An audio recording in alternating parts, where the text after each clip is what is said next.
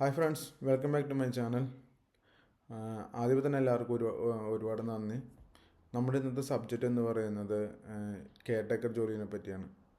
Caretaker ജോലിയിലുള്ള ഓരോ വിഭാഗങ്ങളും, ഈ ജോലിക്ക് വേണ്ട ക്വാളിഫിക്കേഷനും, ഈ ജോലിയിൽ നമുക്ക് എന്ത് കിട്ടും, എന്ത് സാലറി കിട്ടും എന്നതിനെ പറ്റിയാണ്. അതിനു മുമ്പ് തന്നെ നമ്മളുടെ ഇപ്പോൾ ചാനൽ നല്ല രീതിയിൽ മുന്നോട്ട് പോയിക്കൊണ്ടിരിക്കുകയാണ്. ഇപ്പോൾ തന്നെ ഇന്ന് ഏകദേശം 100 സബ്സ്ക്രൈബറുള്ള നമ്മുടെ ചാനലായിട്ടുണ്ട്. ഇനിയും നിങ്ങൾ ഈ വീഡിയോ കാണുന്ന വീഡിയോ കാണുന്ന എല്ലാവരും ഇഷ്ടപ്പെടുകയാണെങ്കിൽ വീഡിയോ സബ്സ്ക്രൈബ് ചെയ്യണം. എന്നാൽ മാത്രമേ എനിക്ക് മുന്നോട്ടേക്ക് പോകാൻ പറ്റുള്ളൂ. അപ്പോൾ അതുകൊണ്ട് എല്ലാവരുടെയും സഹകരണം ഞാൻ പ്രതീക്ഷിക്കുന്നു. കെയർടേക്കർ ജോലി, ഇവിടെ ഇറ്റലിയിൽ കെയർടേക്കർ ജോലി ചെയ്യാനായിട്ട് പ്രത്യേകിച്ച് ക്വാളിഫിക്കേഷനൊന്നും ആവശ്യമില്ല. പിന്നെ ഇവിടെ വന്ന് പേപ്പറൊക്കെ ആയി കഴിയുമ്പോൾ ഓരോരുത്തർ ഓസ് എന്ന് പറഞ്ഞൊരു കോഴ്സുണ്ട്.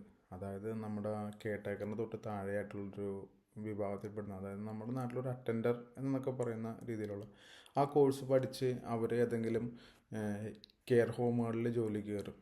അങ്ങനെയുള്ള കെയർ ഹോമുകൾ ഇവിടെ പറയുന്നത് കാസാദികുര എന്നാണ്.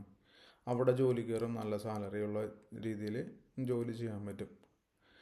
അതാണ് മെയിനായിട്ട് ഇതിനകത്ത് ക്വാളിഫിക്കേഷൻ എന്ന രീതിയിൽ നമുക്ക് സംസാരിക്കാൻ വേണ്ടിയിട്ട് വരുന്നത്. അല്ലാതെ കെയർടേക്കർ ജോലിക്ക് വേണ്ടിയിട്ട് ഒരു ക്വാളിഫിക്കേഷൻ്റെ ആവശ്യമില്ല. പിന്നെ ഇതിനകത്ത് നമുക്ക് എന്ത് സാലറി കിട്ടും? സാലറിയുടെ കേസ് ഞാൻ നേരത്തെ പറഞ്ഞിരുന്നു.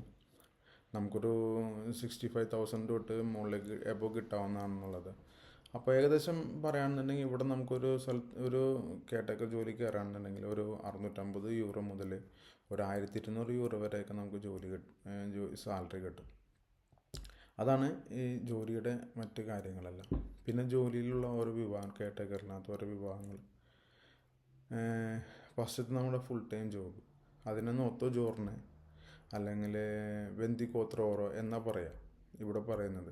അതായത് നമ്മൾ ഒരു വീട്ടിൽ ചെന്ന് അവിടെയുള്ള ഒരാളെ നോക്കാൻ നിൽക്കുക. കൂടുതലും നമ്മൾ ഈ കെയർടേക്കർ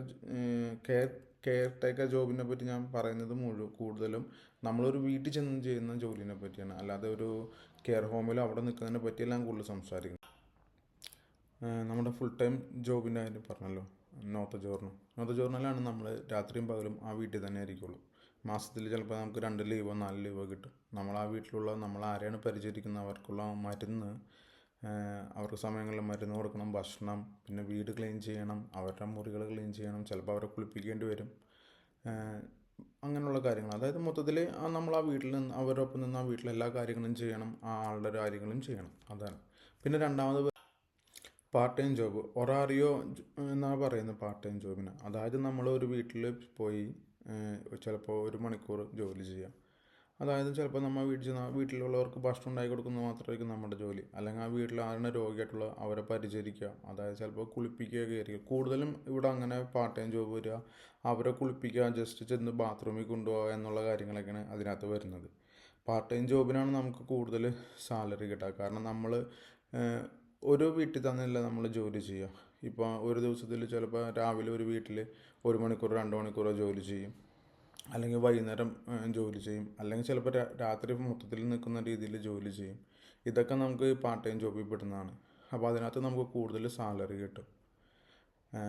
പക്ഷേ പകുതി മിക്ക ആൾക്കാരും ചൂസ് ചെയ്യുന്നത് നോത്ത ജോറിനാണ്, 24 മണിക്കൂർ നിൽക്കുന്നത്. അതാണ് നമ്മുടെ ചിലവുകളും കൂടി അതിൽ കൂടി നടന്നു പോകും. അപ്പോൾ അതുകൊണ്ട് കൂടുതൽ ആൾക്കാരും ചൂസ് ചെയ്യുന്നൊരു അതാണ്, നോത്ത ജോറിനാണ് ചൂസ് ചെയ്യുന്നത്.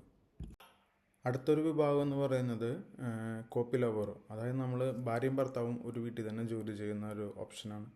ആ വീട്ടിൽ ചിലപ്പോൾ ഒരപ്പാപ്പ മാത്രം ഉണ്ടാവുള്ളൂ, 2 പേർക്ക് നിൽക്കാൻ പറ്റുന്ന ഓപ്ഷനായിരിക്കും. അപ്പോൾ ഭർത്താവിന് അപ്പാപ്പൻ്റെ കാര്യങ്ങൾ, അപ്പാപ്പനെ കുളിപ്പിക്കുക, ബാത്റൂമിൽ കൊണ്ടുപോകുക, പല്ല് തേപ്പിക്കാൻ, ഡ്രസ്സ് മാറ്റുക എന്നുള്ളത്. ഭാര്യയ്ക്ക് അപ്പോൾ ആ വീട്ടിൽ വീട്ടുജോലി ആയിരിക്കും ചെയ്യേണ്ടി വരിക.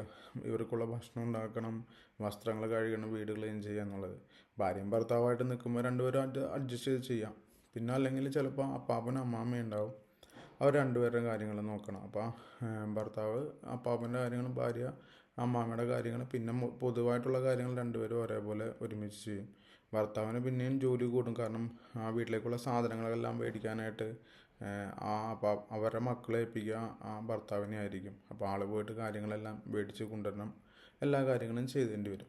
ഇതൊക്കെയാണ് ഇവിടെ വരുന്ന 3 വിഭാഗം ജോലികൾ ഈ കെയർടേക്കറിൽ ഇതിനകത്ത് വരുന്നത്. അപ്പോൾ ഞാൻ ഇപ്പോഴും നിങ്ങളോട് പറയുന്ന ഒരു പ്രധാന കാര്യം, ഇറ്റലിയിലേക്ക് വരാനായിട്ട് നിൽക്കുന്ന ആരായാലും ഭാഷ പഠിക്കുക എന്നുള്ളൊരു കാര്യം മാത്രമേ ഉള്ളൂ. കാരണം ഇപ്പോൾ ഭാഷ വളരെ പ്രധാനമായ ഒരു കാര്യമായിട്ട് മാറിക്കൊണ്ടിരിക്കുകയാണ്. കാരണം എല്ലാവരും ഏതൊരു അപ്പോയിൻമെൻറ്റിന് ചെന്നാലും എത്ര നാൾ ഇറ്റലിയിൽ നിന്നോ അല്ലെങ്കിൽ നിനക്ക് ജോലിയുടെ എക്സ്പീരിയൻസ് ഉണ്ടോ എന്നതിനേക്കാളും കൂടുതൽ ചോദിക്കാൻ നിനക്ക് സംസാരിക്കാൻ അറിയോ, അല്ലെങ്കിൽ ഞങ്ങൾ പറയുന്നത് മനസ്സിലാവോ എന്നതിനെ പറ്റിയാണ് ഇവർ ചോദിക്കുന്നത്. അപ്പോൾ ഇതൊക്കെയാണ് ഈ വിഷയത്തെ പറ്റി എനിക്ക് പറയാനുള്ളത്. എല്ലാവർക്കും താങ്ക്സ്. ഒരിക്കൽ കൂടി പറയുകയാണ്, ചാനൽ മുന്നോട്ട് പോകണമെന്നുണ്ടെങ്കിൽ നിങ്ങളുടെ സഹകരണം എന്തായാലും ആവശ്യമാണ്. അപ്പോൾ അതുകൊണ്ട് എല്ലാവരും ചാനൽ സബ്സ്ക്രൈബ് ചെയ്യാതെ കാണുന്ന എല്ലാവരും ചാനൽ സബ്സ്ക്രൈബ് ചെയ്യണം. പിന്നെ നിങ്ങളുടെ വരാനുള്ള സുഹൃത്തുക്കൾക്കും എല്ലാം അയച്ചു കൊടുക്കുക, അവരോടും സബ്സ്ക്രൈബ് ചെയ്യാൻ പറയുക. താങ്ക്സ്.